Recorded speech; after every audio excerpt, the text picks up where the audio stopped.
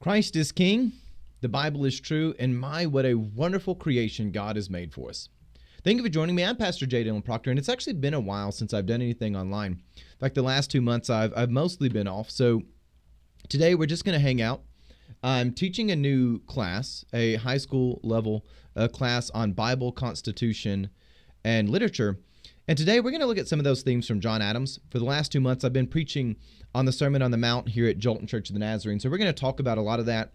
I know in our world, it very much feels like we live in the twilight zone, where basically the end of Romans 1, not only do people do such things as lead to death, but they applaud others who do them. And it looks like we live in the twilight zone because we do. But today, I want to begin with a few questions. Do you know what the Lord expects of you? Have you stood against sin to the point of blood? Have you stood against sin to the point of blood? You know, that calling in Hebrews 12:4, which reminds us that the war against sin, it is real. The actual mortal peril of everything around us is actually quite serious. A long habit of thinking that things really don't matter leads us to the delusion that things don't matter. A long habit of rhetorical flourish and thinking that our opinions govern the world around us leave us to a place of total corruption. But today, we're going to break away from that and hopefully get to some higher things. So, like I said, I'm teaching a class right now on Bible, Constitution, and literature. And the way that we're coming about a lot of history is understanding that things like the Constitution, they are poetic. We've studied it. We've studied the Magna Carta, the Visigothic Code, all of these beautiful documents which are meant to actually elevate the senses. They're meant to elevate humanity as God designed us to be elevated, because really the battle we have going on right now, the divisions we see in our nation are very little to do with actually right-left politics and everything to do with the question, do you love and honor God, or do you say we be like God? And the sooner we can get everything whittled down to those two groups, the sooner everything can actually be truthfully and honestly dealt with. And it may culminate to some sort of, revelation level of judgment where Christ just has to show up on a white horse and snap everything into that final moment. I don't know. That all happens in God's time, but we're here to be faithful with the time that we have. So John Adams, he's the second president of the United States of America, and modern history kind of records him as a great thinker. He's obviously a man involved in politics. He's someone who is very influential, but that really all misses the truth of who he is. Obviously I'm teaching a lot of history, but I'm not looking at the outer circles of history, but rather kind of the inner circle. In life, we might say an American has all these ambitions. They used to like their big cars, their sodas and all this stuff, but that doesn't actually tell you what's going on in people's life. That's kind of the outer circle of things. Look, biblically, a lot of people will talk about how the Jewish culture was expecting a David-like warrior king, and Christ wasn't that, so people were rejecting. But that's also not really true. Whenever you look in the New Testament, when Christ discerns why people reject him, it's always because they're sinners. And, he comes from Galilee. How could they ever admit that a Lord comes from Galilee? He's speaking with authority rather than officiality. There's always some version of, we don't want to admit that you are Lord and that we're sinners. That's actually the real reason. When you actually look at the real man of John Adams, that inner circle of the mind, what you find is an absolutely, just an impressive guy who's very uninterested in politics. He actually prefers rural life, because rural life is actually, it is a good tool to help us appreciate the beauty of nature. Again, go outside. The less time you spend looking at things on the phone, following the narratives of the world, the more time you spend outside with nature, beholding the marvel of your King and the gift that he gave you, the better. I want to begin today by reading a couple of letters from John Adams. And I'm going to break these down, and then we'll get to the Sermon on the Mount. We're just hanging out. We're going to have a good time today. And to that point, send me your thoughts, questions, and comments. I really want to hear from anyone that's out there. Just because I want to be sure that it's actually, worth my time to put these videos together. But also, I want to know what you're thinking. How do we walk through life together? So in January 1820, this is after John Adams has been president. This is after the American Revolution, obviously. And towards the end of his life, he writes a letter to his granddaughter. And I think it's so phenomenal to actually find out who he is. This is such an elevating, aspiring thing. John Adams writes, he says, "My dear granddaughter, this year completes a century since my uncle Boylston introduced the practice of inoculation into the English Dominion. And what improvements have been made since 1720, partly by experience, but much more by the accidental discovery of Dr. Jenner. The history of this distemper is enough to humble human pride, enough to demonstrate what ignorant puppets we are, how we grope in the dark, and what empty phantoms we chase. You are not singular in your suspicions that what you know is but little. And the longer I live, the more I read, the more patiently I think, and the more anxiously I inquire, and the less I seem to know. Why should a vaccine have been concealed from all eternity and then instantaneously revealed? Why should the material world have slept in non-entity for an eternity and then was created or awakened into existence? Worm, don't ask such questions. Instead, do justly. Love mercy, walk humbly. This is enough for you to know and to do. The world is a better one than you deserve. Strive to make yourself more worthy of it. So questions and so answers. Your affectionate grandfather, John Adams. Now, okay, back in the day, there actually were real vaccines around. And smallpox was a big problem in the American Revolution. And how we would actually inoculate people in the past, they would find people, and kind of the short, quick overview of it, people who had smallpox, they would have the sores. They would actually take the scab that people had that were infected. They would take off a piece of the scab. They would cut people open with an ivory knife. And then they would put the scab from the infected person in someone who's not infected, and the remnant of the virus and all the stuff from the scab would go into your body, and it would react to it and create antibodies, and you would not catch smallpox. It was a real vaccine, so you wouldn't actually catch smallpox. You would be inoculated by it. And you kind of get the impression here from this letter, because again, we only have half the story. We don't know what the granddaughter is actually asking John Adams. She's asking questions like, why would God permit us to go so long without this knowledge of medicine and then suddenly it happened? And he kind of responds to her, Worm, don't ask such questions. Instead, do justly, love mercy, walk humbly. It's enough for you to know and do. The world is a better one than you deserve. Strive to make yourself more worthy of it. We grope in the dark. We chase empty phantoms. We don't really understand things. A lot of times our question is, why would God let a thing happen? That's kind of the elementary question we have of disbelief, is to say, how could a just and merciful God allow human suffering? Or even when you look at the course of human events, you might say, how could a just and loving God be maintaining humanity if there's so much suffering on the world? But that's the elementary and immature question.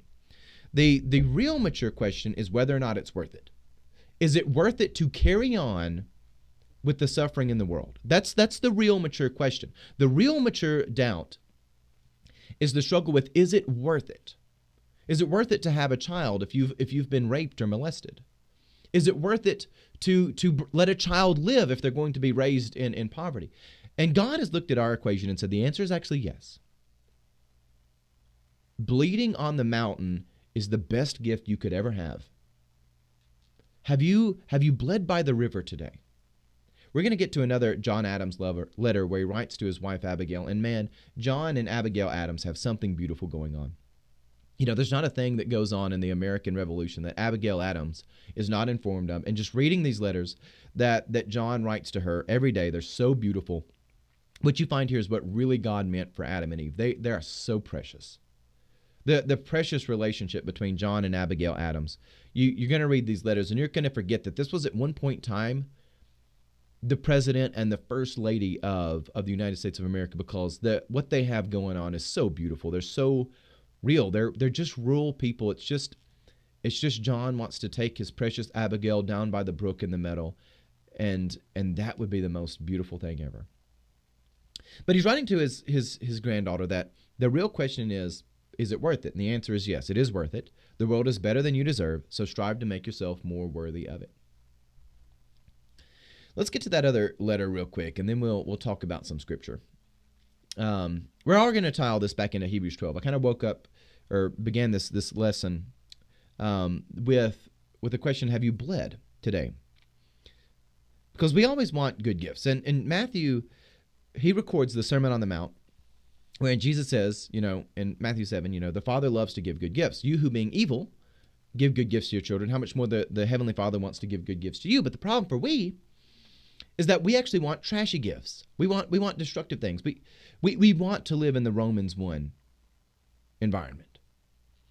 We want to do things which are dysfunctional and indignant and actually unso creation.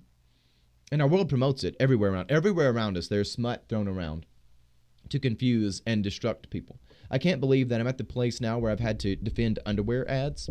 The things that a holiness preacher never thought he would do. The underwear ads of old used to be some sort of like soft-core pornography, which is degenerate and bad. But now they're ugly and grotesque. They're actually, in the past, a young man or young lady might say, oh, I don't look as, handsome or, attractive as these people in the ads. So, I kind of feel like low self-esteem. Now, they're just filled with ugly people so that you actually have no self-esteem at all. And also, there are no standards. There's no way to find self-esteem.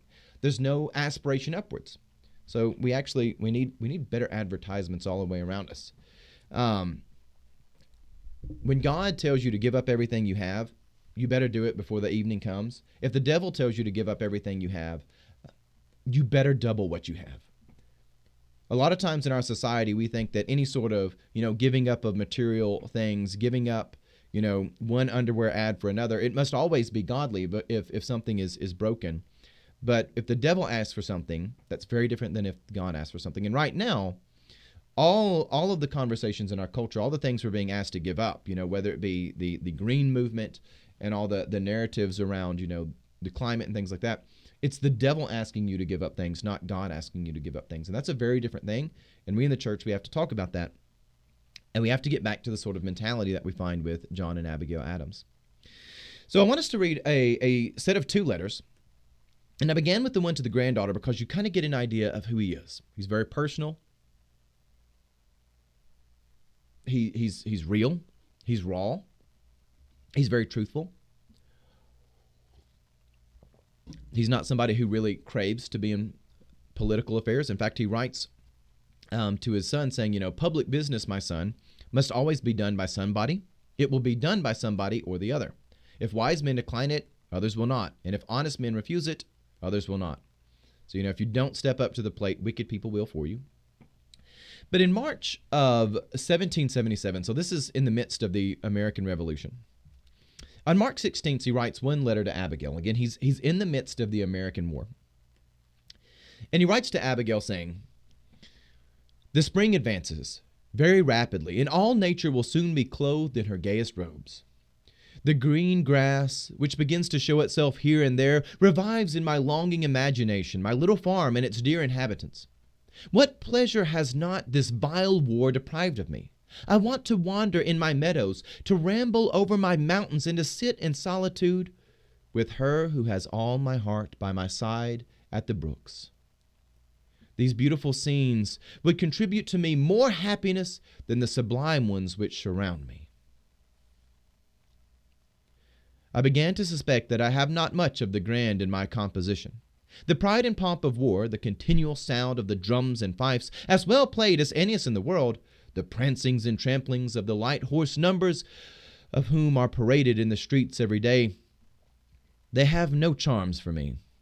I long for rural scenes and domestic scenes, for the warbling of birds and the prattle of my children.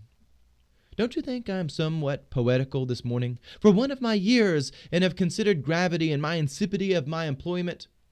As much as I converse with sages and heroes, they have very little of my love or admiration. I should prefer the delights of a garden to the dominion of the world."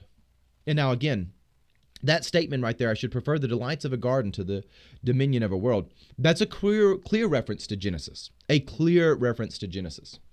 And again, to quote John Adams a little bit further, there's a lot of well-intended and honest teachers of Scripture, but I also think they're well-intended and honest, but also weak and soft-minded teachers of Scripture who talk about Genesis 1 through 3 having 2 creation accounts. So you've got kind of the priestly prophet, creation account. You've got the 7 days of creation and the intimate story of Adam and Eve in the garden. I don't think they're 2 separate. And I realize that's just an academic name we've given things, but I think it implies to people a seed of unbelief that there's kind of competing things going on here. I actually think Genesis 1, the 7 days of creation, is the natural law, things that are woven deep into you that you can't really interact with or touch on any sort of, changeable level. They're the natural law, like you walk on the ground, You have a certain biology. There's a certain set of biological impulses connected to that. And then, of course, with Adam and Eve, you've got the moral law. What do you then do with that? Do you eat the fruit that God said you don't eat or not? There's a lot more choices involved in the moral law. Well, God actually makes mankind for dominion over the earth. Now, he sets him in a garden to have delights and beauties with God, but he has the raw instinct of dominion over the earth. And now what John Adams is saying is, I prefer that intimacy of walking in God's beauty. I prefer the rural scenes because, again, you're saner in the rural scenes, and we know this to be true. There's also no accident that a lot of the globalist worldly movements right now want to move people into the cities, because people give over to their base instincts a lot easier in the city than they might when they're in the country. Now, again, being in the country doesn't save you. It's not a formula. I'm not at all saying that, rural life is somehow a sanctifying force. The Holy Spirit alone sanctifies.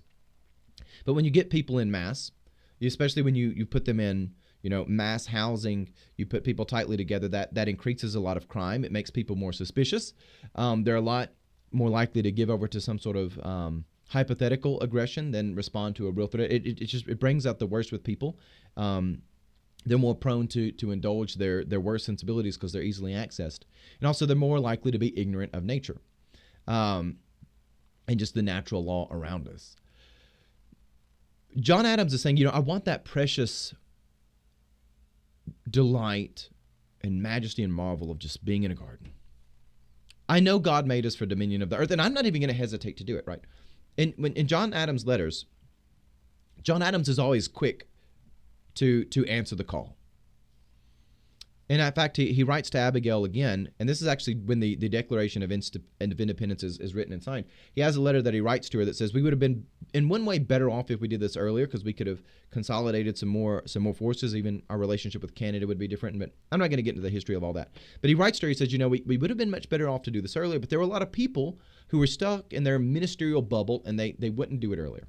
But you know what? God's going to make it all for good, so maybe we're better off now. So he kind of has this tension that says, there's a lot of people that are reluctant to step up to the plate because it is ugly to step up to the plate. It's ugly to acknowledge the duty you have in reality. You see, we want God to give us the gift of ease and comfort. We want God to give us, the shiny new trinket at no expense. But God is the good Father. He knows that's not a good gift for you. Whatever comes easy also, is forgotten easily. The best gift God can give you, maybe you're Manasseh and his wife there in Judges 13. The best gift you can have is a child. The best gift you can have is actually suffering and bleeding on the travail. Suffering next to your Lord on the cross is actually the best gift you could ever have. Oh, it'll be painful. And yet the stakes are real. You might die. In fact, you're probably going to die in a fallen and sinful world if you really stand for the Lord. And if you do it in a place where the courts are ready to convict you, it's going to happen. Go ahead and get it out of our mind that we need to avoid, pain and suffering. The best gift we have often comes with a lot of pain and suffering. So have you bled in your struggle against sin? We have such a habit of dismissing sin, especially sexual sins. I think a lot of the well-meaning and honest teachers who are also weak and soft-headed have taught this idea that, temptation is not bad, but, actually doing the sin is. That's not true, especially with sexual sins. If you entertain the temptation of sexual sins in your mind, it will destroy you. And Jesus even says this in the Sermon on the Mount. If you have lust in your heart, you've already committed adultery. Especially with sexual temptations. Do not let that be the entertainment of your mind. It's very destructive. It's very, very destructive. That's not easy to tell people. I mean, I'm a man. I'm still a young man who has a lot of hormones in the body. Like, I get it. It's very bad. It's very destructive. But the travail, bleeding next to the river, it's so serious. Overcoming the sin, conquering the sin, which you can only do with the Lord, by the way. In Matthew 7, where he talks about getting the log out of your eye, that's not meant to be a depressant. It's meant to encourage you. Get it out. Get your life together with the Lord. You've got to aspire to actually become something beautiful. One of the things that we find in all of our stories throughout mankind is that we like the archetypal hero story. That's a good thing, because Adam was actually made to be a hero. He's meant to be a hero here on the earth. Now, again, there is the high king of heaven, but you're actually meant to be the hero there in your life with Christ. You're not the high king, but you are kind of the heroic sidekick who actually has to step up to nobility in your life. You can't outsource that to other people. And by the way, being a real hero is not some sort of rampant self-interest indulgence, but it is being willing to lay down your life for the good, the true, and the beautiful, laying down your life for your neighbor, mimicking the Lord, and stepping up into higher things. It takes a tremendous amount of courage. So John Adams, he makes that statement. The dominion of the earth is a very difficult thing, and I prefer that delight of the garden, but here we are. And I'm here. I have in no way denied my role of dominion, but I want to be back in the garden. I want to be back on my farm.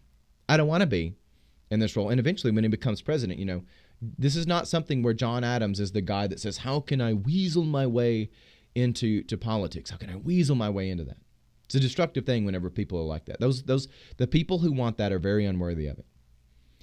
The people who are hunger for leadership are unworthy of it. And I don't care what field it is, whether it's in the church, whether it's, at your local, whether you're working UPS, you're working at, in a school, in politics, those who want leadership are usually the least worthy of it because that corrupts their every decision. But John Adams, he's not that man.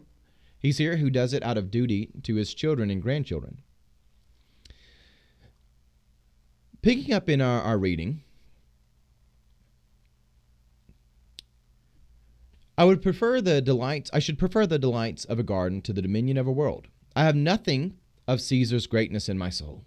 Power has not my wishes in her train. The gods granting me health and peace and competence, the society of my family and friends, the pursual of my books, the enjoyment of my farm and garden would make me as happy as my nature and state will bear.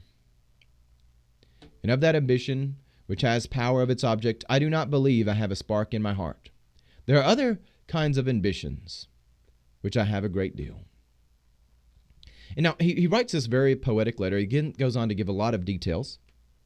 This is dated March 16th, 1777, and he's meaning to send this to his wife Abigail. But then there's a little interesting change here. You find how poetic that is. Written on the side of this letter, dated March 16th, is a second letter dated March 17th. And he says, "Today we received letters from Dr. Franklin and Mr. Dean. I'm not at liberty to mention particulars, but the intelligence is agreeable. I am now convinced there will be a general war." The letter he writes on March 16th is so beautiful. It's so poetic.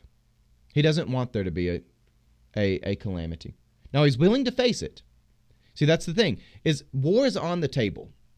He's not a coward. He's not someone who is soft-headed and who is bought into their own delusions. It has nothing to do with whether or not you prefer or disapprove of a war. It's coming whether you like it or not. See, that's how, again, we're so brainwashed in the modern day and age. We think everything is about bias and offense, and do you agree with it? Do you disagree with it? What's your perspective? None of that really matters in the grand scheme of life. None of it does. And even when it comes to sexual ethics, consent is the wrong way to think about it. That's in a world where you forget about deception. You can get people to consent to their own destruction by deception. You got to have something more than that. It's actually not a strict enough standard. It has no inherent virtue in it. That's how we're going to import all sorts of, pedophilic and wicked things against children into our culture, which we're already doing, is by saying, well, the child just consents to it. We're brainwashed to think that bias, perspective, all of these things matter. No, they don't. John Adams, not Samuel Adams. John Adams' opinion on the war, whether he prefers it or disprefers it, has nothing to do with the fact that King George's Britain and the British system that has existed for a while is utterly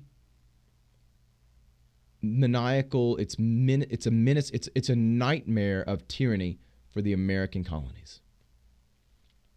And what John Adams thinks about that has no effect, has no influence over the fact. Whether he prefers it or disprefers it doesn't matter. It's there. And if he doesn't deal with it today, it's going to crush his children. He wants to be at home. He's not going to flinch when they come. He's not taking it off the table. He's not buying into his own lies. He's not saying we have to have unity for the sake of unity. He gets that unity for the sake of unity is ridiculous. It is retarding to the brain, and I use that as a verb. In fact, He makes a statement that says to believe all men is folly, to believe no men is something worse. And I might, paraphrase that to say to be united with all men is foolery. To be united with no men is worse. You actually do have to find common ground with people. But just saying, well, I've got to be united because that's an inherent virtue, you will be in hell before you can finish that sentence.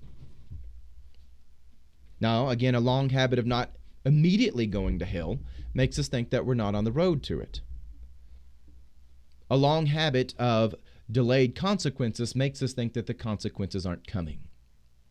A long habit of stealing from our children's future makes us think that we're not doing it.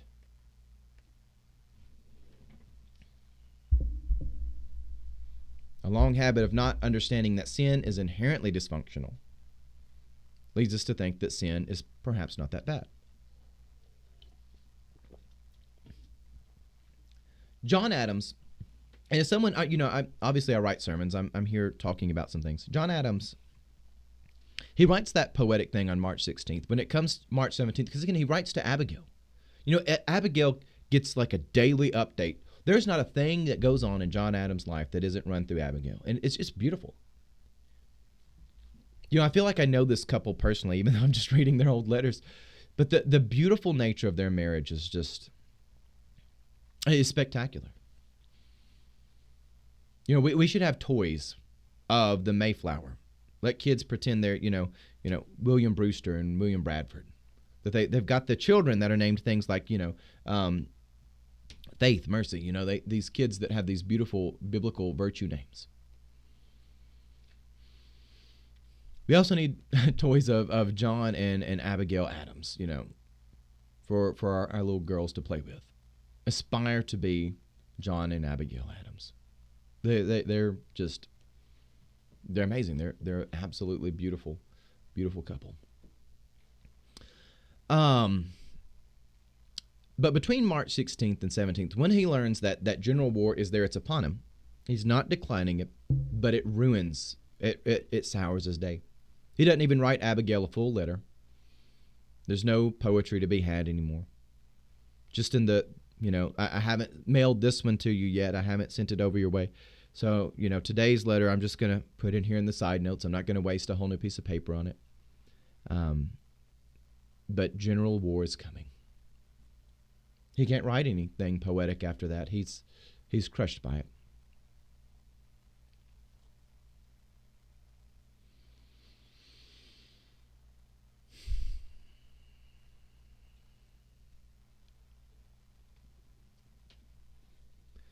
Let's go over to the Sermon on the Mount.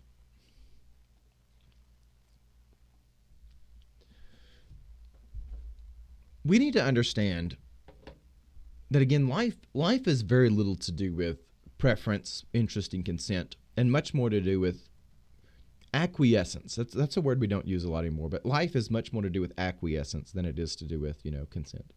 Acquiescence is basically a fancy word that means I'm acknowledging the reality at hand. I think there's a line in one of the Pirates of the Caribbean movies. I don't even remember which one it says. It's not Jack Sparrow. One of the other, pirates says, I acquiesce to your request or something like that. I don't remember. Maybe it's Barbossa. I don't remember. But that old English word, which means I am acknowledging your request and I'm agreeing to it. Not because I personally agreed to it, but the reality is it's raining outside. And my opinion on that doesn't matter, but I've got to come to terms with that. It's raining outside, so I'm not going to take my paper goods outside and let them get ruined. I'm not going to go outside and let all my nice things be soaked and ruined in the rain. I'm acquiescing to the fact that it's raining outside. That's very much how life works. And as we go to the Sermon on the Mount, we have to acknowledge that the world is as it is, not as we prefer it to be. In the first epistle of John, John writes that if you say that we have no sin, you make God out to be a liar. If we say that there is no fall, if we say that there is no Genesis 1-3, where God made all heaven and earth, God made the heavens and the earth. They were made, and God didn't just make them so that they were, so-so, but he actually made them that they might be called good. That from the nothing, God made something. And that's a capital N nothing, which is a very hungry, predatory thing. You leave your house alone, it'll rot and go back to the ground. If you don't feed your dog, it'll die. The something is a very powerful thing, and then nothing is too. It actually takes a lot of energy to maintain something above the void. It takes a lot of calories just for you to live and exist every day. And what's so marvelous is that God actually sustains our world. We use that kind of as rhetorical flourish. It's actually in the Nazarene Articles of Faith that God is the sustainer of the world. And I think we mean that more of rhetorical flourish than we actually understand what that means. If God were to remove his hand, I actually do think that in a moment, everything would go back to the void, which wouldn't be just a peaceful death either. The bottomless pit, it has no width, no breadth, no height. It's actually very much a destructive place to be. Your body is not made that it can sustain that. Our bodies are not made to sustain death. And that sounds like a symbol. It's really not. I mean, it's a very literal thing. But the very mystery, that marvelous something which God has made, if he were to remove his hand, even for but a second, everything would collapse back to the void. Which means that God sustains it all, even allowing you to go out there and do shameful things with your body. He tolerates all of that, though his presence won't, by the way. When you actually get into the intimate presence of God, the holiness will not tolerate the unholiness. It will be smoked. It will be undone, eviscerated. Indiana Jones is actually pretty true on that. Don't be messing with the Ark of the Covenant. But God will tolerate even the sins. They will be allowed to permit in the sustaining of the world, because the breath of life that you have is so precious to him. The fact that some of you might come into repentance, and he has the foreknowledge of it all. So I'm speaking this from the human perspective, right? God holds all this together so that we might come into repentance. It's a beautiful, beautiful thing. Life is worth it in the end. It is worth it in the end. Ernest Hemingway, who I think was a brilliant man, he looked into the void, and tragically, the void looked back at him, and it broke him. He takes his own life. He is a crushed man, and the darkness takes him. He, of course, he was a soldier, World War I. I believe he spent some time in Italy. Ernest Hemingway has a short poem called Champs d'Honneur, where he says, "Soldiers never do die well. Crosses mark the places, wooden crosses where they fell, struck above their face. Soldiers pitch and cough and twitch, and the world roars red and black. Soldiers smother in a ditch, choking through the whole attack." It's a very sad poem.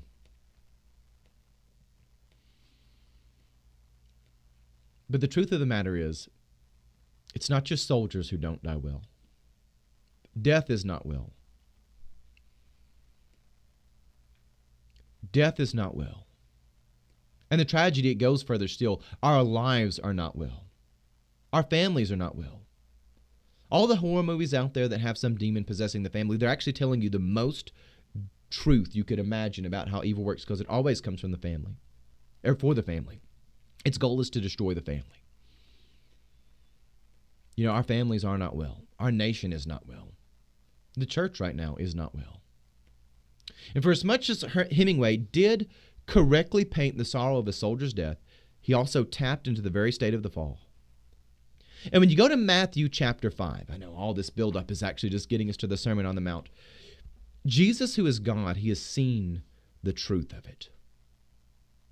When he sees all these creatures whom he made, the children, the adults, even the elderly that are there, Jesus looks at them and he sees a little boy, a little girl.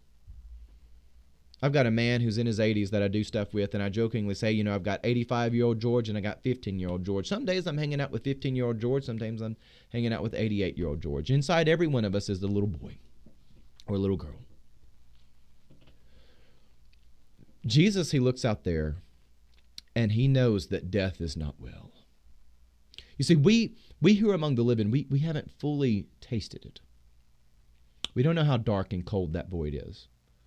For most of us, we just use it as a symbol or rhetorical flourish. We haven't really come to that place of belief where we understand the majesty and marvel of God's creation. We debate and we teeter around with the kind of the toddler questions of, why would God permit anything? And that all comes from a perspective because we don't know the full contrast. We don't understand that death is really that cold, and that even the breath of life among sinful people, where they kill, steal, and destroy, and do all manner of evil to brutalize one another, that even between that, for a babe to look outside and see the beauty of creation, that even in this fallen world, to go outside and see the turning of the leaves, to see the green of the grass, to hear the chattering of the animals around you, that is such a marvelous miracle that you're not worthy of it, but yet God has seen. And you see, we don't really understand just how dark death is. Even Ernest Hemingway, who writes that statement, soldiers never do die well. We don't understand. As painful as it is, and the close I think we could ever get to understanding the real calamity, Mary, as she looks at the cross, the mother looking at the death of her child, we can't really understand how dark the fall is. Our bodies aren't made to handle that. But Matthew 5 opens up. The Lord comes down, and seeing the multitudes, he went up into the mountain, and when he sat down, his disciples came unto him. And he opened his mouth and taught them, saying, Blessed are the poor in spirit, for theirs is the kingdom of heaven. Blessed are they that mourn, for they shall be comforted. Blessed are the meek, for they shall inherit the earth. Blessed are they which do hunger and thirst after righteousness, for they shall be filled. Blessed are the merciful, for they shall obtain mercy. Blessed are the pure in heart, for they shall see God. Blessed are the peacemakers, for they shall be called the children of God. Blessed are they which are persecuted for righteousness' sake, for theirs is the kingdom of heaven. Blessed are ye, when men shall revile you, and persecute you, and say all manner of evil against you falsely, for my name's sake. And rejoice and be exceedingly glad, for great is your reward in heaven. For so persecuted they the prophets which were before you. And ye are the salt of the earth. But if the salt have lost its savor, wherewith shall it be salted? It is then good for nothing but to be cast out and be trodden under foot of men. You are the light of the world. A city set on a hill cannot be hid. Neither do men light a candle and put it under a bushel, but on a candlestick, and they give it light unto all that are in the house. Let your light so shine before men, that they may see your good works and glorify your Father which is in heaven.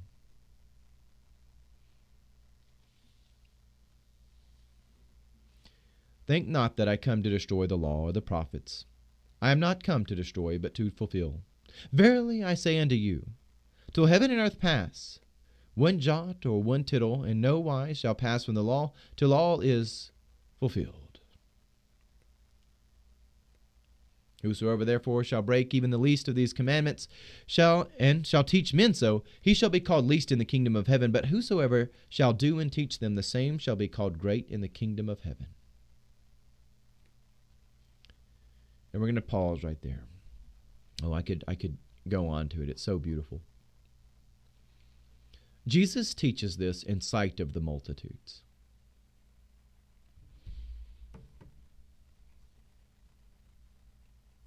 Jesus has seen the fall.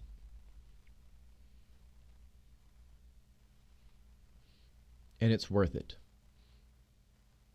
It's worth it to hope, to believe, to marvel, to sacrifice, to bleed on the travail is the best gift God could have ever given you. It's a miracle. You have received the miracle of life which you did not consent to. You're here. And if you're listening to this, the world wants you to be broken, depressed, on pills, on drugs, have low self-esteem, look at the garbage smut, feel worried about the, what you look like and about the, the environment, things which give the false facade of virtues, but they're all just designed to unmake you. Oh, heaven and earth are actually going to melt away, by the way. Jesus also makes that very clear. But your soul is an eternal matter. And it's worth it.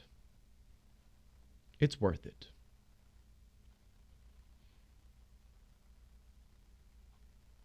Don't be depressed.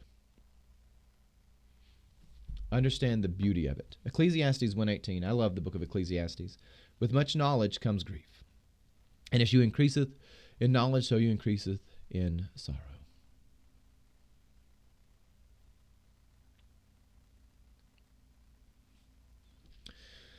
So we've talked for a while.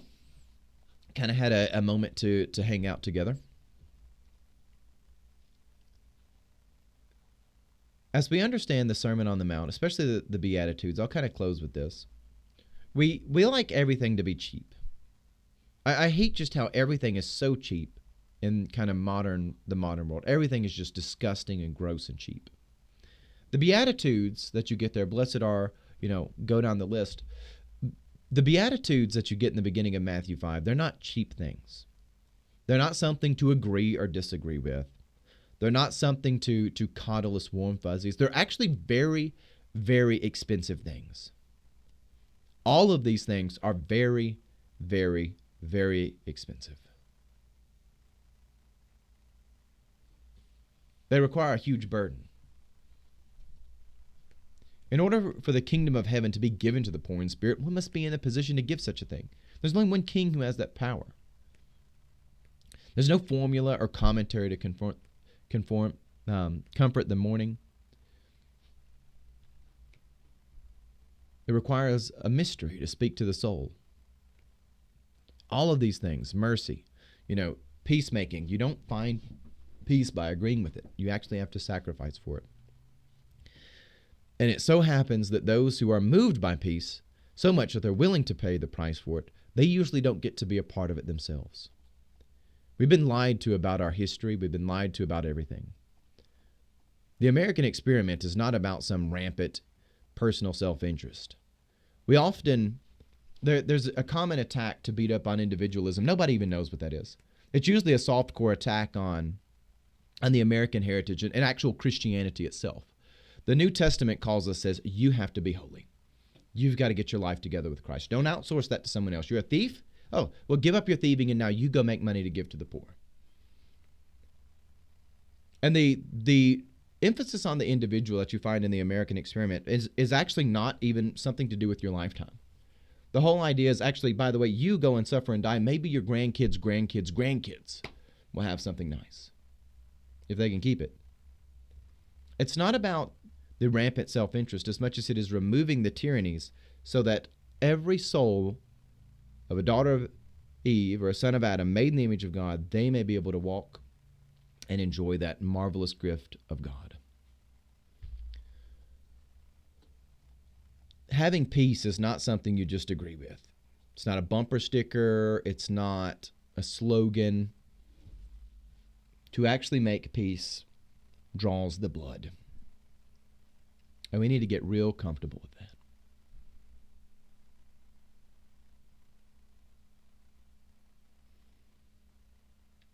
Let's close. I hope this has been enjoyable for you. Want to hear from people? I know I'm over here being a little bit sorrowful towards the end, but it's all just so beautiful to see it. Let's say the Lord's Prayer together. Our Father who art in heaven, hallowed be thy name. Thy kingdom come, thy will be done, here on earth as it is in heaven. Give us this day our daily bread, and forgive us our trespasses as we forgive those who trespass against us. Lead us not into temptation, but deliver us from evil. For thine is the kingdom and power and the glory forever. Amen. With that, thank you for joining me. Again, I'm J. Dylan Proctor here at Jolton Church of the Nazarene. God love you, and have a blessed day.